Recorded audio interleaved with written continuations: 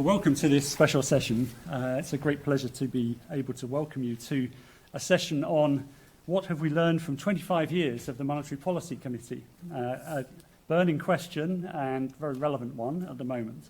And we're joined by three very distinguished guests today. Mervyn King, the former Governor of the Bank of England from 2003 to 2013. Paul Tucker, the former Deputy Governor for Financial Stability at the Bank of England from 2009 to 2013, and Jagjit Chadha, Director of the National Institute from 2016 to date, still in post. And this morning, and you also are here, I think, as well. So both Mervyn and Paul have served on the MPC from 1997 and 2003 respectively, but even before that Paul was sitting on the MPC taking notes, so he draws on his experience, and so we have an enormous amount of experience to draw on here today.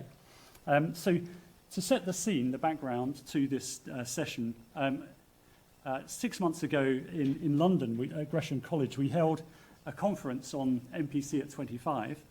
And almost every former MPC member was present, I think almost, but not quite all. Certainly an awful lot of academics and professionals with interest in monetary policy making were present. And the only exception was our three speakers today, all of whom had very good reasons not to be there. So we thought it was really essential for us to give an opportunity for them all to have their input to that big question, what could we learn from 25 years of the MPC? So that's why we're here today. The conference had 4 topics that it covered, and these are still very much the focus of discussion at the moment.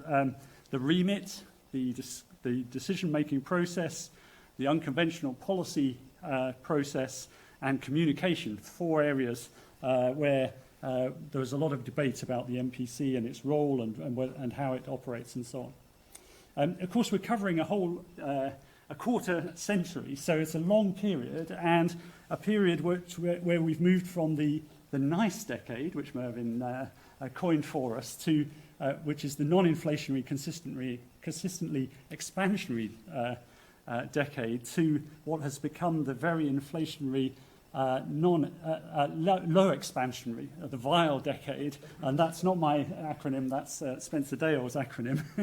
So we've gone from nice to VILE, and of course we've gone from conventional policy to unconventional policy and many other changes as well. So there are many things to discuss. Each speaker is going to give an initial presentation, and then we'll have some questions, and then it will open to the floor. If you are asking a question, please identify yourself and say where you're from, so that we can know something about yourself as well. So first of all, I'd like to invite Mervyn King to start off with some observations. Thank you, Mervyn.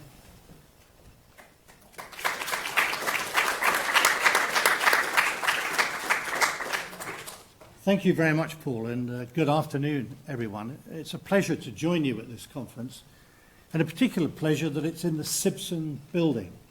This is an award-winning building. Robin Simpson was Vice-Chancellor of this university between 1994 and 2001 and was a very distinguished mathematician and statistician. But I got to know him well when we overlapped at King's College, Cambridge, and his untimely death was a great loss to very many people. I'm glad that his contribution is commemorated in this award-winning building. Now, Paul asked me to speak on the topic of lessons learnt from 25 years of the MPC. I'm tempted to wonder whether, in light of recent events, we shouldn't rename this lessons forgotten from 25 years of the MPC. But of course, there's also much to remember, and I want to focus very much, I think, on the creation of the MPC, what led up to it, because this is something that's very often been forgotten in the subsequent years, and looking at the audience today, many of you won't really remember much about the events that led up to the creation of the MPC. I was a member of the MPC and voted on no fewer than 194 occasions, 194 meetings of the MPC. That's a record which I assert is most unlikely to be broken.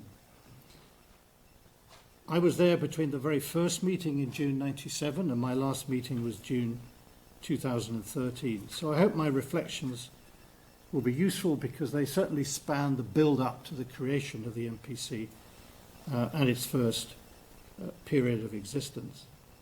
And I think it's important to remember what used to happen before the creation of the MPC. And I want to do that initially by just contrasting two meetings to set interest rates, one before and one after the creation of the Monetary Policy Committee. The first was the last monthly meeting in 1997 under the then Chancellor Ken Clarke, which took place during the election campaign in 1997. This was the last of what became known as the Ken and Eddie shows, in which the Chancellor took the decisions and the Bank of England gave public advice. It took place at the Inland Revenue offices in Nottingham, because we were in the middle of an election campaign, and it was made clear at the outset of the meeting that there wouldn't be any change in interest rates for political reasons. But it might be useful, having given that verdict, to hear the evidence afterwards. And that's what happened. It turned out to be, of course, more of a pleasant occasion to say goodbye to Ken Clarke. Now contrast that with the meeting of the MPC a decade later. At 12 noon on Thursday the 10th of May 2007, Tony Blair announced his resignation as Prime Minister after 10 years at number 10. And at exactly the same time at 12 noon, the Bank of England announced a 25 basis point increase in interest rates. Nothing could symbolise more, I think, the change in the monetary regime than that conjunction. Before independence of the bank, it would have been inconceivable that interest rates would have risen on a day when there was an important government announcement. But let me start really at the beginning, and I want to go back to the 1970s, because the combination of an intellectual error plus bad luck led to very significant inflation during the 1970s. The error was to believe that there was a permanent trade-off between inflation and output. So by tolerating a higher inflation rate, unemployment could be held at a lower level. And the bad luck was the arrival of two oil price shocks. And that combination led to high inflation, peaking at 27% in the UK in 1975. Several central banks in response to all this were rather cautious about combating inflation. But two central banks set out to keep inflation down, despite the size of these supply shocks, the Bundesbank and the Swiss National Bank. And those two countries experienced not only lower inflation, but also smaller recessions than countries with central banks that were more cautious. The great inflation was very painful to eradicate, but it did create a constituency for price stability. And that's one big difference, perhaps now from then. Efforts to bring down inflation in the 1980s rested on first the use of monetary and secondly exchange rate targets. But no one doubted the importance of reducing inflation. Reliance was placed on targets for the monetary aggregates in the first half of the 1980s, and in the second half, policy really was focused on implicit and then explicit targets for the exchange rate of sterling against the Deutschmark. Now, both of these came unstuck, largely, I think, because of what we might call non-stationarity. Significant changes in financial regulation in the early 1980s, which altered the relationship between inflation and the monetary aggregates. And then in the later 1980s, German reunification altered the appropriateness of trying to link sterling to the Deutschmark. And with the benefit of hindsight, I think you might well argue that the tightness of monetary policy was probably better indicated by the exchange rate in the early 1980s and by monetary aggregates towards the end of the decade, the reverse of the measures used for policy purposes at the time. Now, I joined the Bank of England in 1991, and interest rate changes then could occur at any time on any day of the week, I could be sitting at my desk and receive a phone call before lunch saying that the Chancellor would like a meeting to discuss interest rates after lunch. Well, there'd just be time to cobble together a few numbers and an anecdote or two before setting off to the Treasury.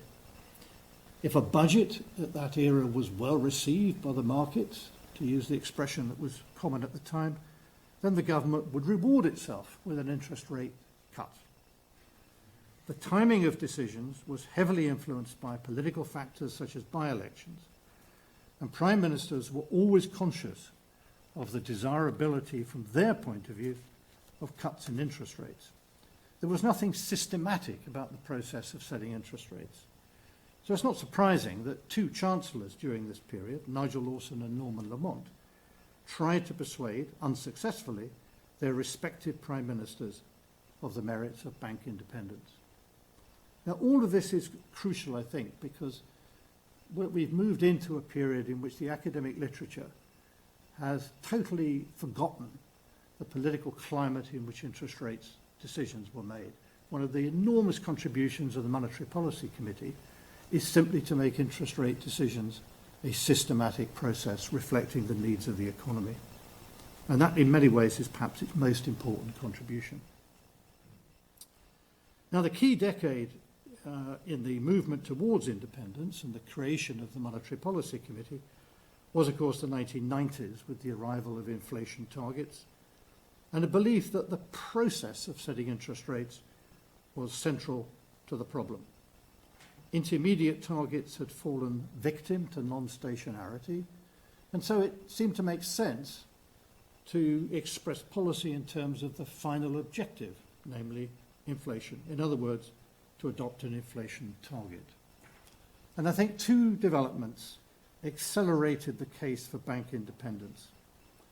The first, and again this shouldn't be forgotten, was the success of the inflation target and the related Bank of England's inflation report, which was first published in February 1993, in raising the level of debate about monetary policy and establishing the bank's credibility in making policy judgments. The Ken and Eddie show, with Ken Clarke as Chancellor and Eddie George as Governor, was a natural precursor to independence. The second factor was a conference to celebrate the bank's tercentenary in 1994, where the American and Israeli economist Stan Fisher presented a paper in which he argued the merits of central bank independence. And I think from then on, the subject of independence was openly and widely discussed and debated. The Bank of England was very careful not to lobby for independence, but Tony Blair and Gordon Brown, in opposition, took soundings from business leaders at home and people like Alan Greenspan overseas. And independence was to usher in a regime of systematic decision processes and predictable timing of announcements of decisions on interest rates. And so we come to 1997, the general election, beginning of May. Gordon Brown entered the Treasury on the Friday afternoon, the day after the general election, with a draft letter to the Governor setting out the terms of full Bank of England independence in respect of interest rates. The Treasury worked in secret over the weekend, and a plan was launched to an unsuspecting bank on the bank holiday Monday, and then to an unsuspecting press at a press conference at 11 a.m. on Tuesday, the 6th of May.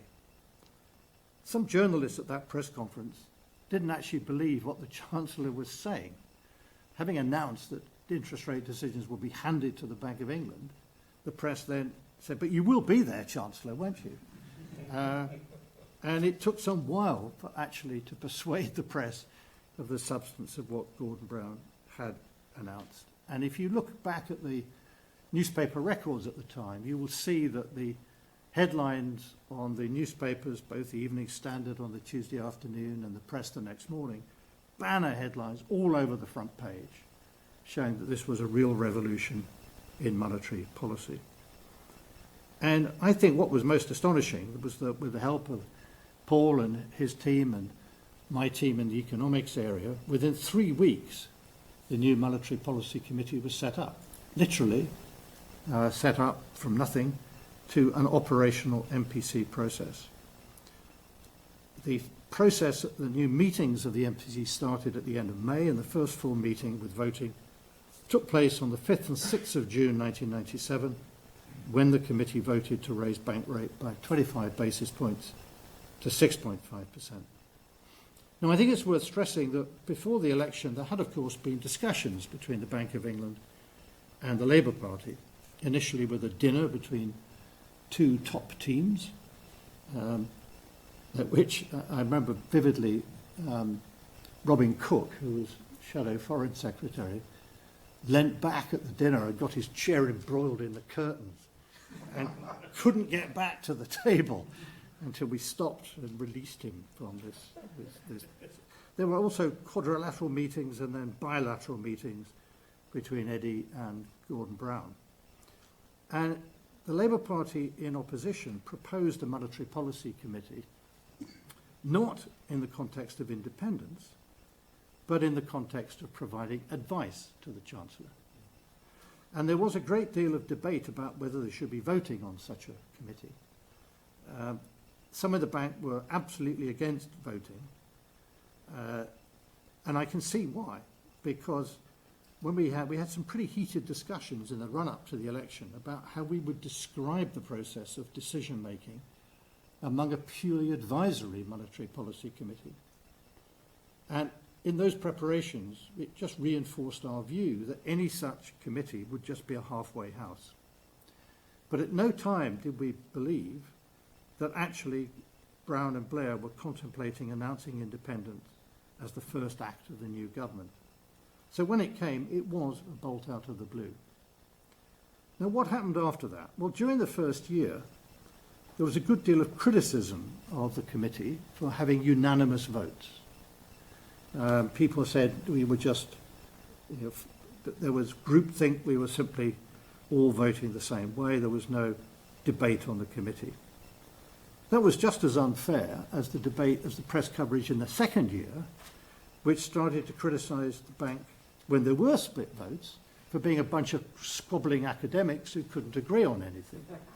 And the same journalist actually made these two very different criticisms. But eventually, people got used to the idea that each person on the committee had their own vote, their own view.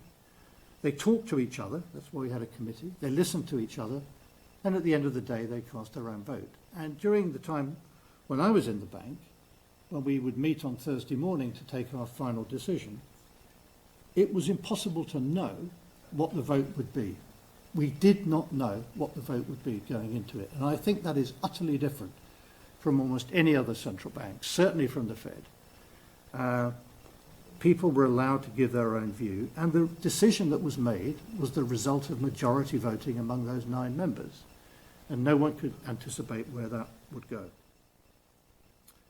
Well, over the 25 years, the MPC has, I think, proved a great success in institutional reform. Inflation has averaged close to the 2% target, at least until 2021, and people accepted that this was a good way of making technocratic judgments to meet a target set by Parliament.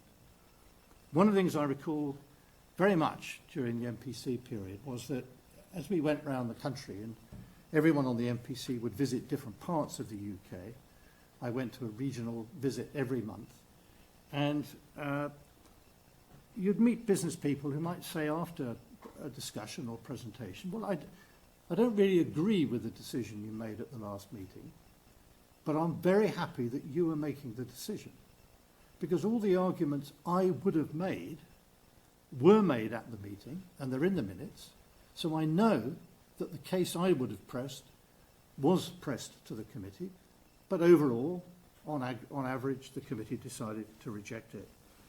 And people felt this was the right way of making decisions. So let me now come to the briefly conclusions. I want to draw 5 main lessons from the experience of the MPC, which I think are really very important. The first one is that inflation targeting is not a new theory of inflation or the monetary transmission mechanism. It just isn't. And that's where the recent literature has gone very badly wrong. Like any successful diet, the process of inflation targeting in the MPC tries to steer away from boom and bust and provide a continuous process. It's a way of living for central banks that you can keep going indefinitely, and it has gone on indefinitely. Unfortunately, the academic profession has turned a way of life into a precise and rather hubristic view that central banks can closely control inflation. And this has led, I think, to serious mistakes in 2020 and 21, where instead of asking the question, what is going on in the economy, people fell back on the models.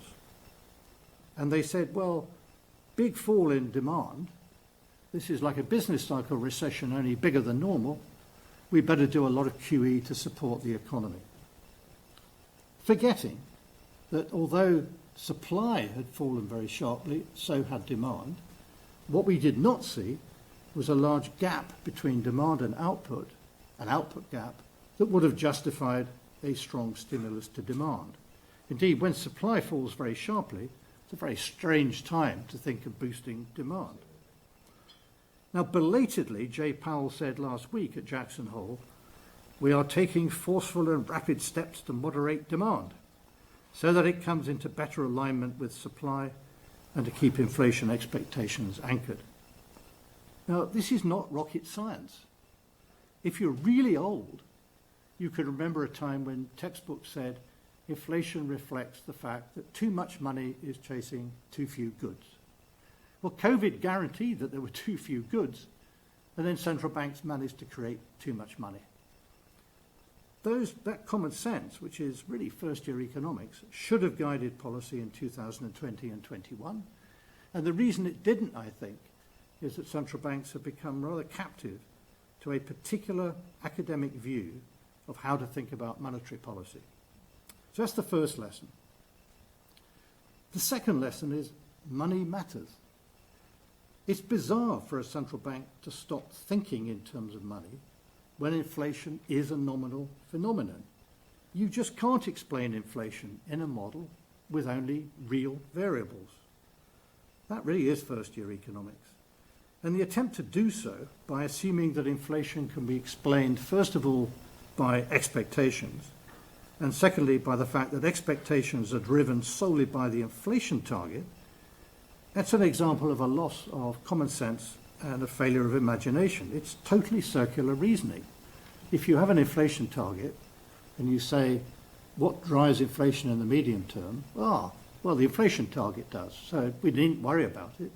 And indeed, when we were doing simulations on the model in the Bank of England in the early days of the Monetary Policy Committee, we'd ask, well, what happens if you change interest rates by different amounts or move them in along other paths? Inflation always came back to 2%. Why? Because the model said it had to. The model was driven in this family of models. That's why we didn't want to rely on a single model. And it is, again, very odd, I think, that central banks have failed to understand the obvious point that quantitative easing is electronic money printing. It's boosted broad money by a substantial amount. In the US, broad money in 21 was growing at the fastest rate since the Second World War.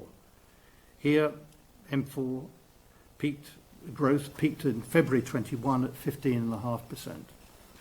Now, it's come down a lot since, which also suggests that people ought to think carefully about what's going to happen in the next 2 years. But the fact that people didn't even ask the question, what does this mean, is odd. You don't have to believe there's a mechanical link between growth of broad money and inflation.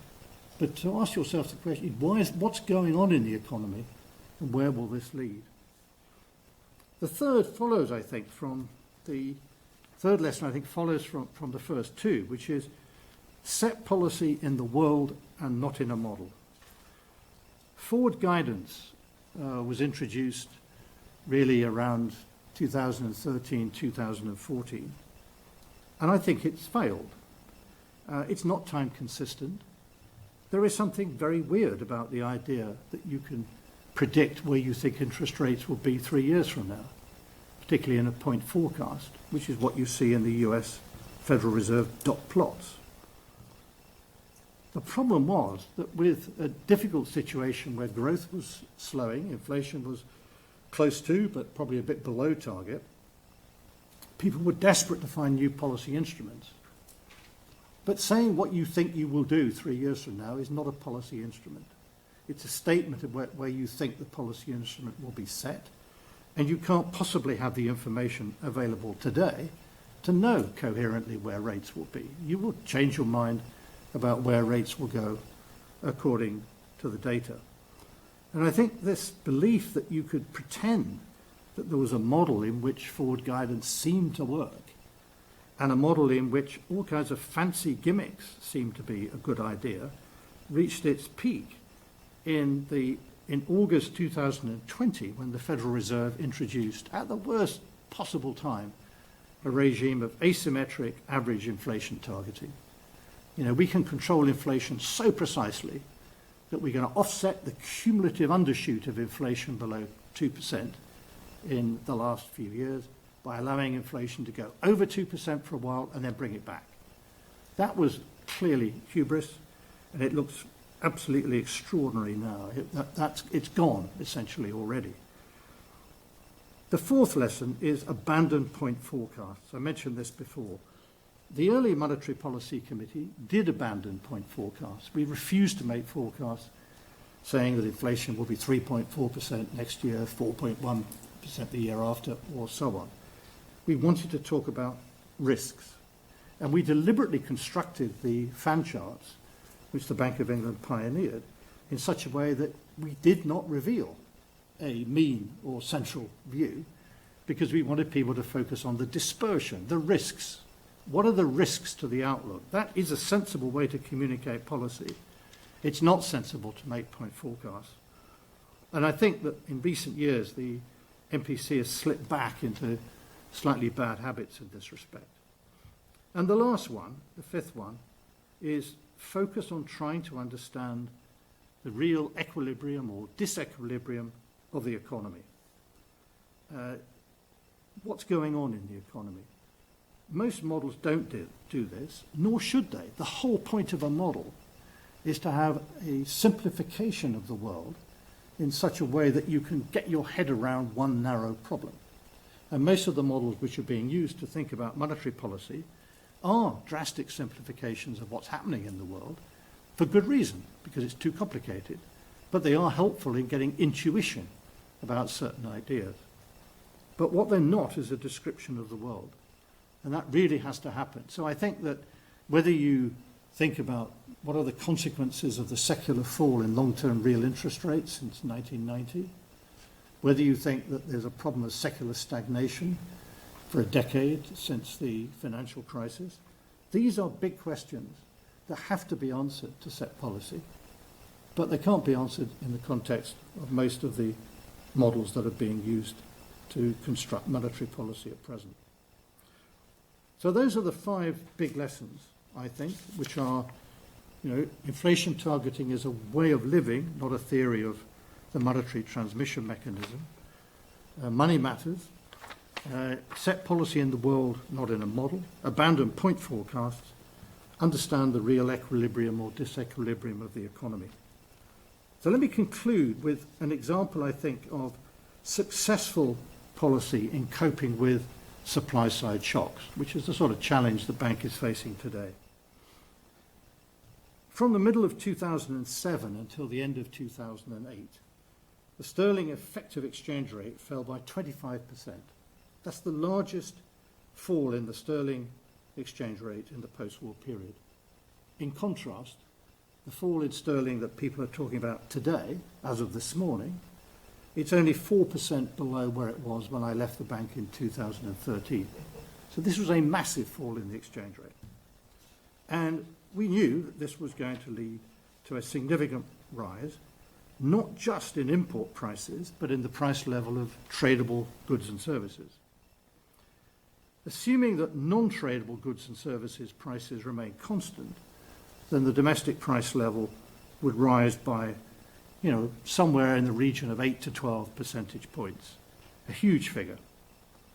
And at a time of recession, we decided to accommodate that increase, provided that domestically generated inflation remained stable. And that meant allowing inflation to run above target for around 3 to 4 years. The cumulative overshoot of inflation above target from the start of the depreciation to 2013 was around 7.5 percentage points. And after that, inflation, as we had said it would, did return to target. And that achievement of accommodating a large depreciation of the currency without destabilizing inflation expectations is, in my view, one of the major achievements of the new regime of bank independence and inflation targeting. So the lesson is accommodate supply shocks, provided that domestically generated inflation is held under control.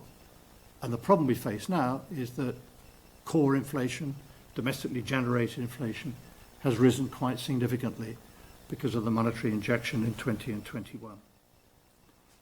So the conclusion, I think, is that inflation targeting and the Monetary Policy Committee's contribution is to change the way decisions are taken. It's about how decisions are taken. The MPC is a necessary but not sufficient condition for price stability.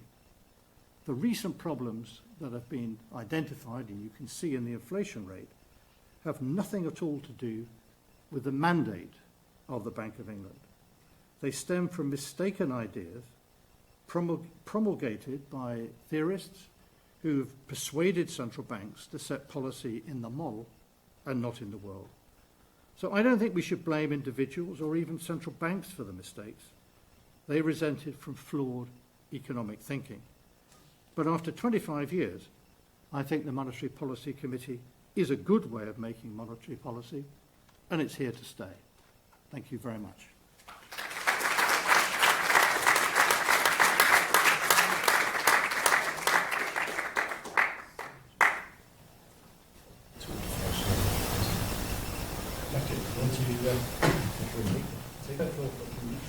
Thank you very much, Paul. Always a pleasure to hear Mervyn, and like you, I'm looking forward to listening to Paul. As a consequence of that, I'll keep my comments mercifully brief. It's a delight to be back in Canterbury today and think about some of the issues that Mervyn has addressed, and also the issues to do with monetary policy as we've been watching it over the last quarter of a century, and as we worry about the position we're currently in as an economy more broadly, but particularly with the inflation levels which they are at, which are of great concern to many people, and the impact they're having across many households in the country as well. It's actually a very fragile and worrying time for the country and the economy. And we have a change, of course, of Prime Minister announced this morning, and we'll be waiting to see where that might lead us. Perhaps we might want to talk a little bit more about the extent to which there needs to be some rethinking of the mandate a little bit later on. But as I said, I'll keep my comments very brief because I know people want to hear from Paul as well as me. I can time my time at the bank almost immediately from the day we left the ERM, of which the 30th anniversary is next week. I remember that very well, the shock and awe that was felt inside when yet another regime had fallen over. I had to think about exactly what to do with that. And I think that sense of, I've got to call it embarrassment, that yet again we failed as a country, led to a common sense of purpose as to what was the appropriate regime that should follow. And in my quieter moments, I'm very proud of the very small part I played as part of Paul's team in that process. Actually, Charles Nolan here as well, who was also part of that team, in working towards central bank independence, making the case as well for price stability, and playing a role in the early months of the MPC to make it happen. And we were all, I think, filled with that common sense of purpose. And I say that purely because I think, and I consider myself continually close to the bank and many of the people there, that to some extent that has been lost in the last few years, that sense of what it is the bank is there to achieve. I make those comments not at all lightly, the sense in which how do we combine yet again to focus on what matters, which is price stability, and thinking hard about the range of issues Mervyn was talking about, and to ensure that inflation is brought down as quickly as possible to something that's consistent with price stability. Now, with that 30th anniversary ahead, we also need to remember the sense of almost Canute-like inability to control financial markets in the city that was sensed in 1992. We have to focus at that time on what we could control, which is our domestic monetary policy, the real economy, and the growth of money in a way to try and bring inflation down. And the idea there was to have a separation principle in place and that the financial markets and financial market participants and banks, in some sense, ultimately be regulated by some separate body. And that's kind of where we ended up in 1997, I think, and that gave the bank the ability to focus on its key objective, which was this question of price stability. And I think in the 25 years of the Monetary Policy Committee, as Mervyn's already said, it's basically hit its target up to this year. The average in CPI has been, indeed, around 2%, and that's a remarkable achievement given all the shocks and changes we've had in the economy. So the one thing we can point to is an excellent track record, the build-up of credibility, some sense in which it is able to deliver that inflation target over the long run that should guide the plans of individuals, households and firms as they think further ahead. It also done much to improve independent economic analysis. The original formulation of the inflation report gave a vehicle for deep and wise analysis of what was going on in the economy.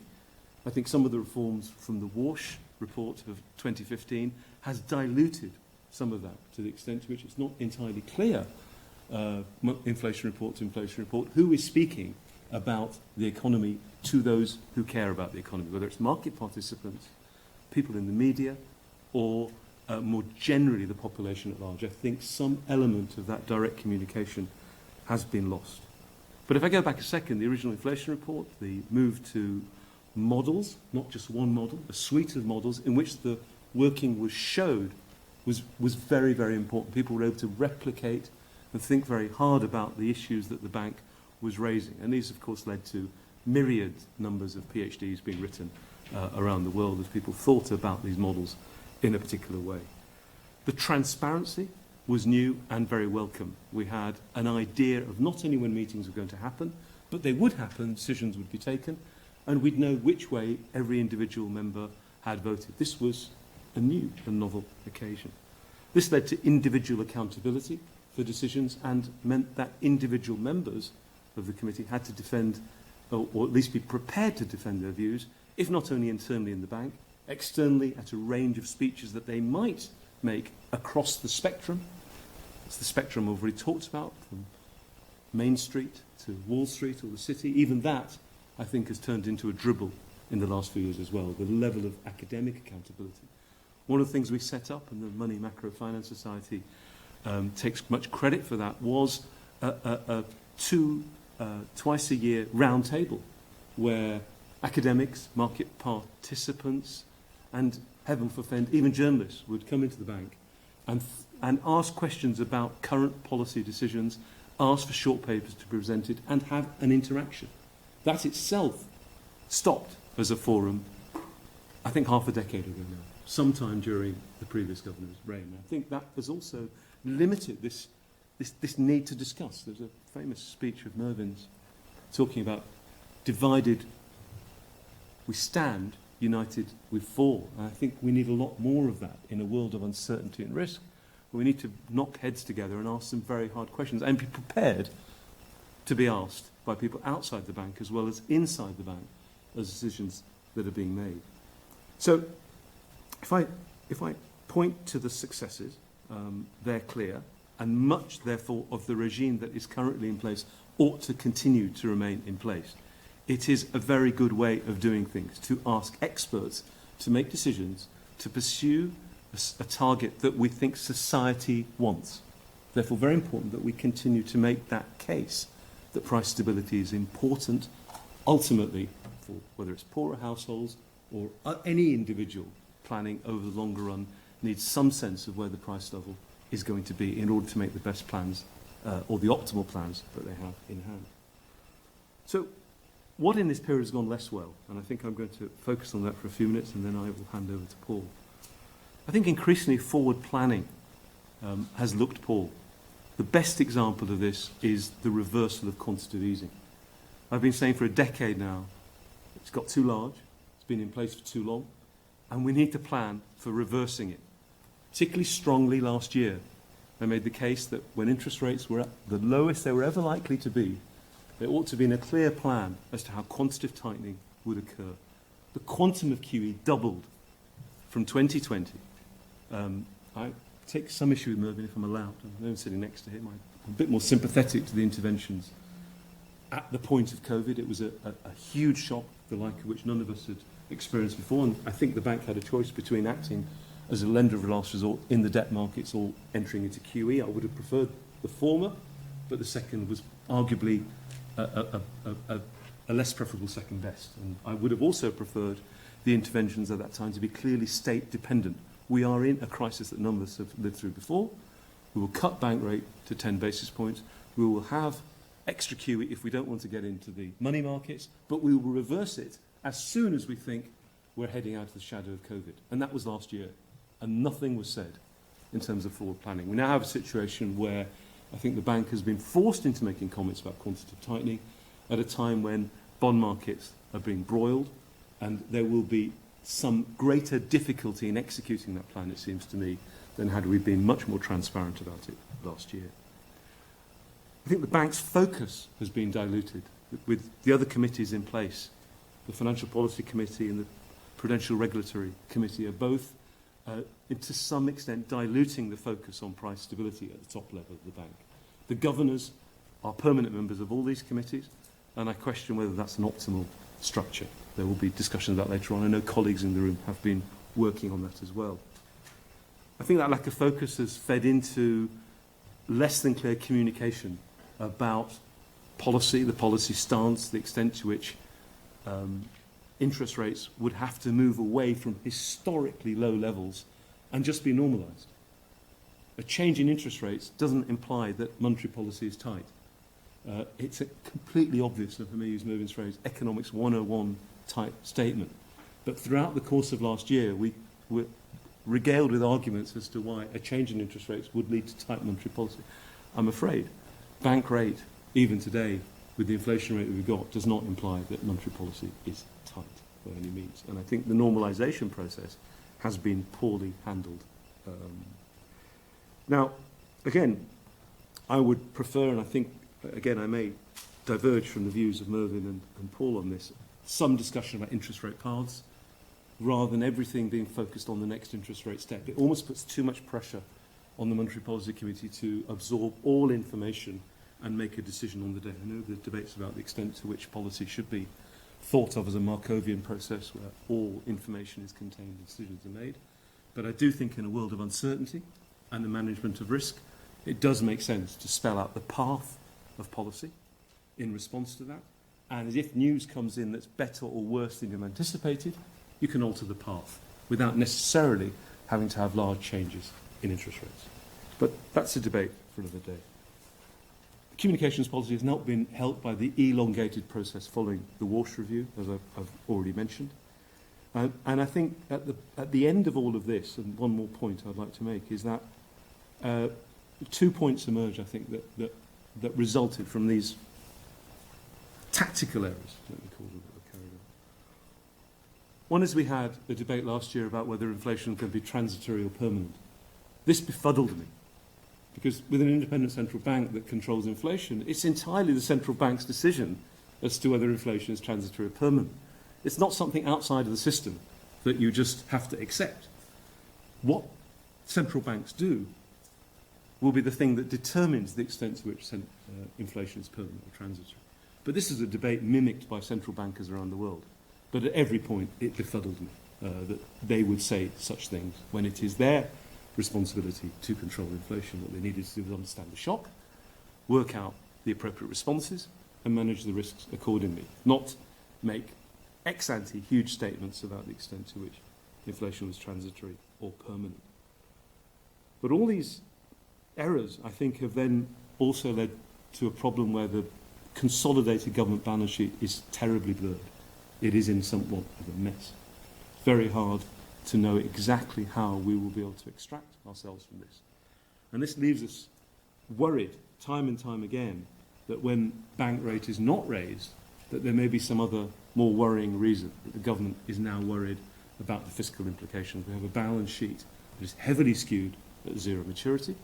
We also have a third of debt linked to RPI, which is making the fiscal position much more problematic than it would otherwise have been had QT been embarked upon a year and a half or even earlier, prior to COVID, which it could have been as well. So we've got a range of problems in front of us, but I do think they're all tractable with clearer thinking and focus on inflation targeting. I'll leave you with one final thought. When we think about central banking traditionally, those of us who are old enough will remember the idea of monetary mystique, where decisions emerged out of nowhere. We didn't know when they were going to happen, but now we know, hopefully, exactly when decisions will happen.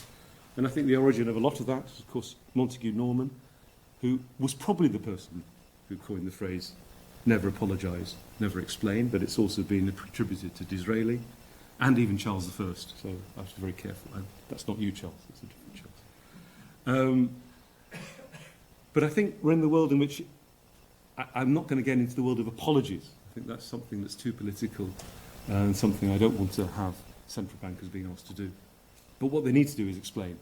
And I don't think we've had sufficiently good explanations in the last 2 years as to what's going on. There needs to be explanations, particularly if we want them to, and I do, continue to be independent central banks pursuing an inflation target, because I think that is the best way ahead.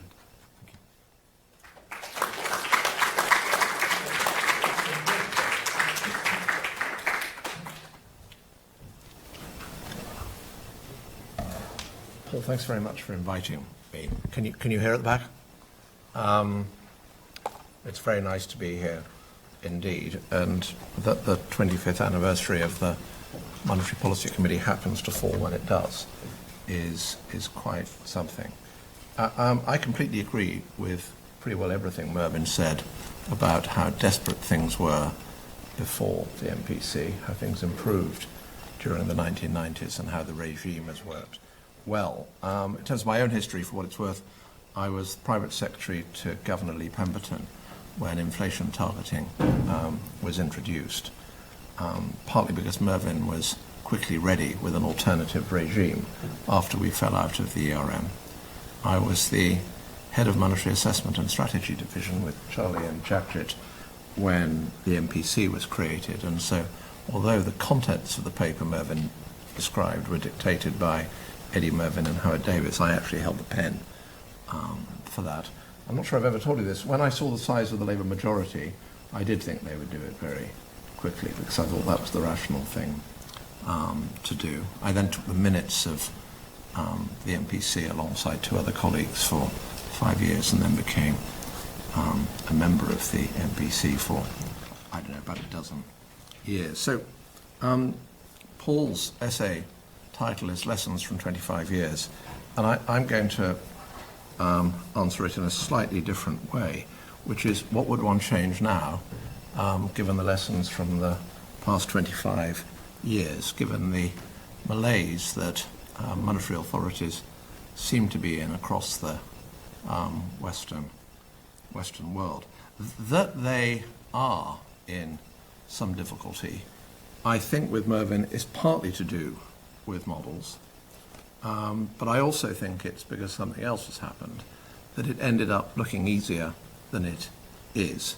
And if it's easy, then politicians and others can use the monetary mechanisms to seek to achieve other goals, which I think is a mistake and potentially a costly mistake.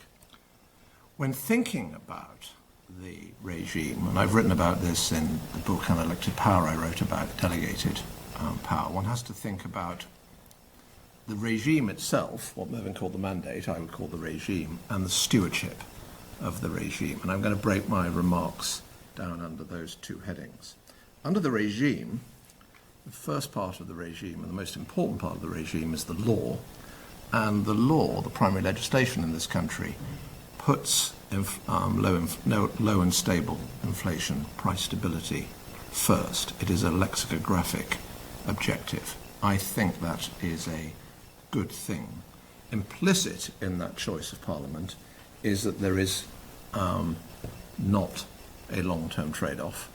I would say implicit in that judgment, and therefore in the law, is that when the risks to inflation are judged to be on the upside, one should act rather than sit on one's hands hoping that there'll be benefits to real activity or jobs or labour participation, which is, I think, at the heart of some of the mistakes made by the Federal Reserve, particularly after the big fiscal stimulus at the beginning of 2021. So I would stick with a lexicographic objective in the primary legislation. In terms of the regime itself, that is set out in a remit from the Treasury or the Chancellor of the Exchequer to the MPC. The first thing to say about this is it is pretty important, actually it's very important, one should rarely use the word very, it is very important that the remit be stable over time, that only necessary changes should be made to it. Those changes should be publicly debated carefully and scrutinised carefully.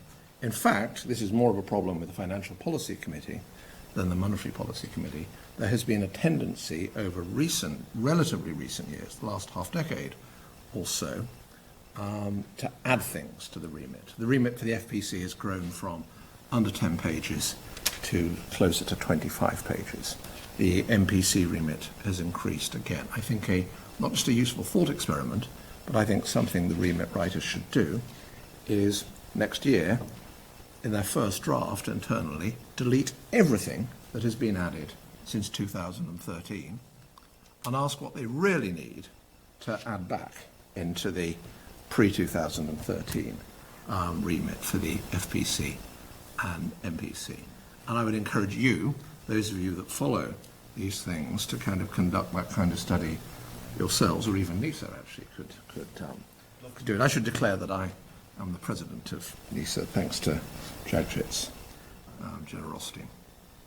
The second thing to say about the remit is I would stick with inflation targeting, and I mean the kind of flexible inflation targeting that has been in the remit from the beginning in 1997.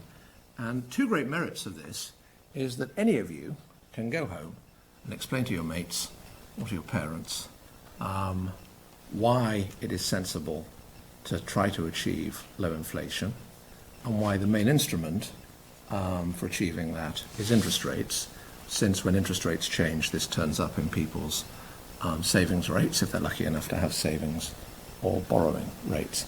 I can't tell you how much harder it is to explain monetary targeting and its relatives. I was a long-time staffer before I was a policymaker. I was involved a bit in writing papers on monetary targeting in the 80s and the 90s. So you set a monetary target of, I'm making this up, 5%, sorry, and it turns out to be 7%. And then the Treasury wants to say, but don't worry, 5% is 7% because there's been a velocity shock. There's been a what? There's been a change in the demand for money. But I want more money. I like more money. You are running out of explanatory ground with that.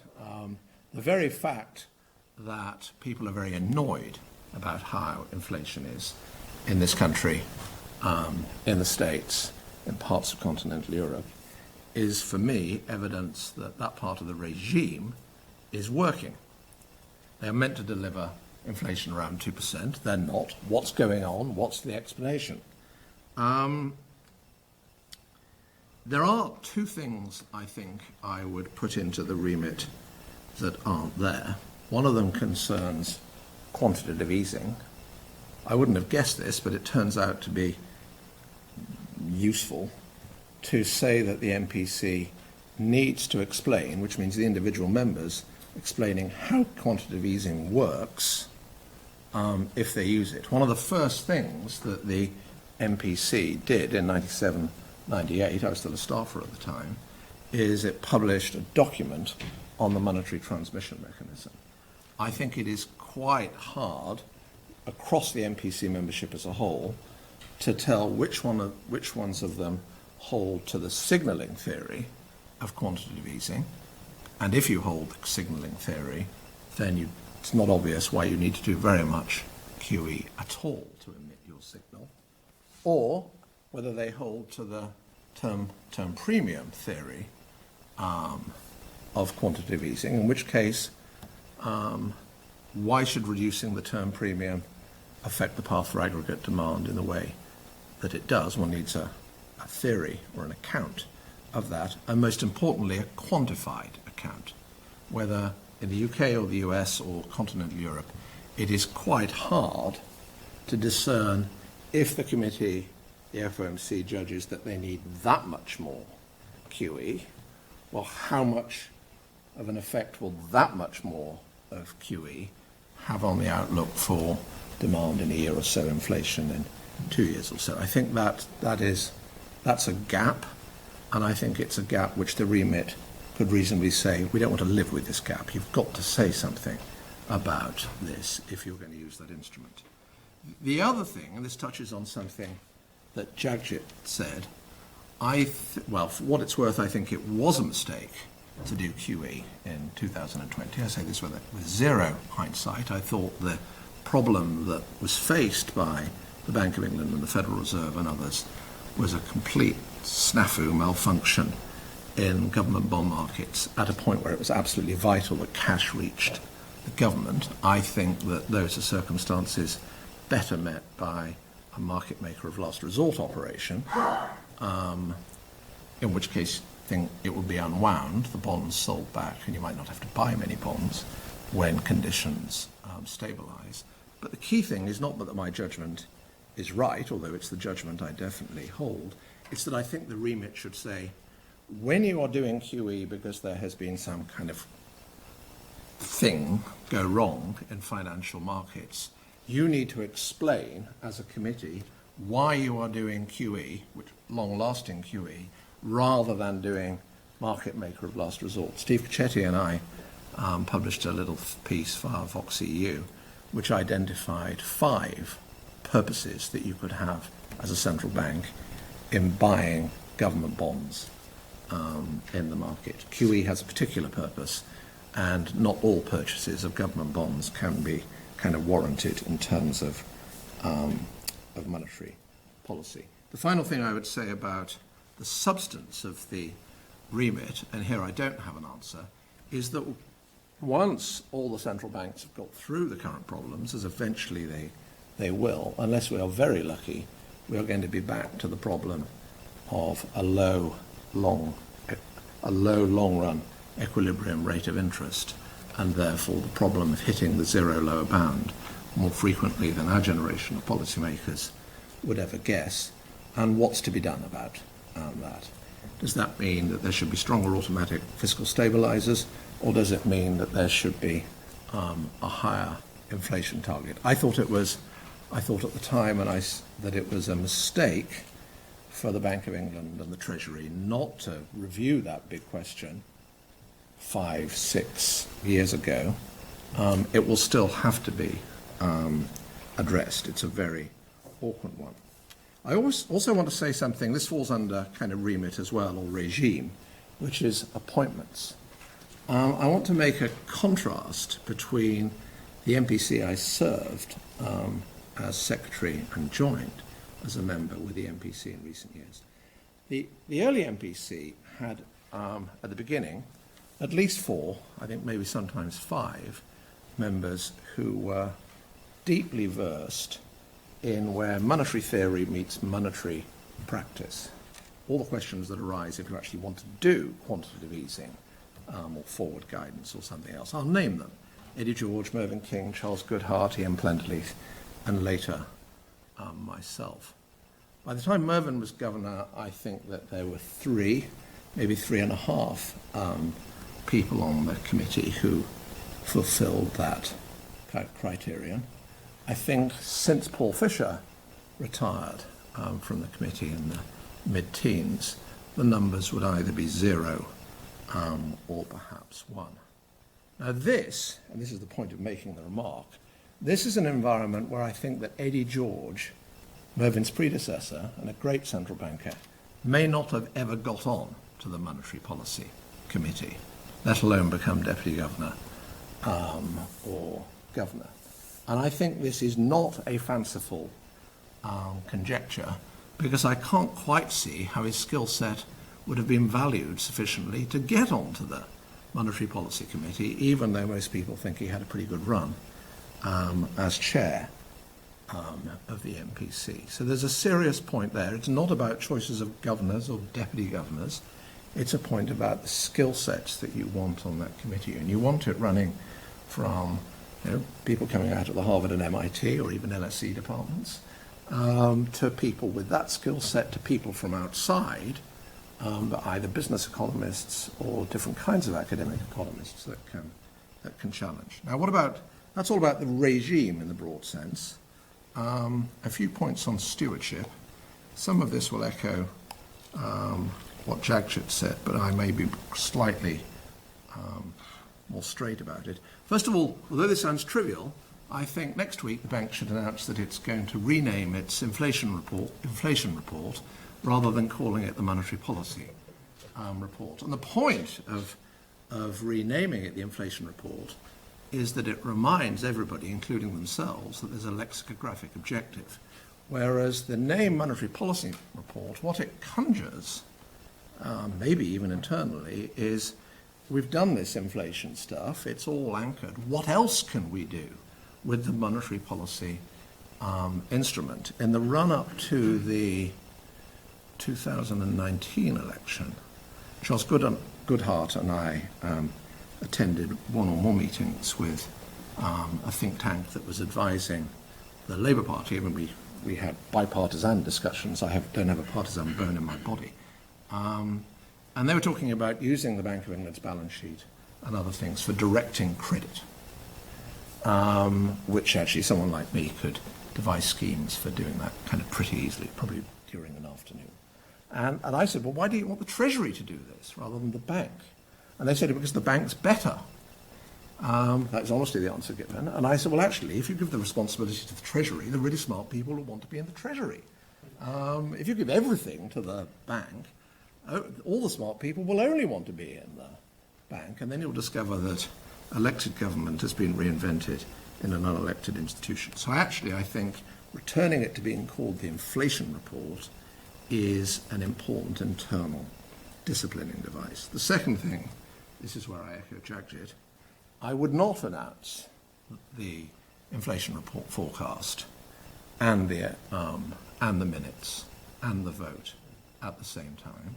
And the reason I wouldn't, and remember, past ambitions that have gone away, this gives too much power to the person of the governor, because there has to be, this is an incredible exercise.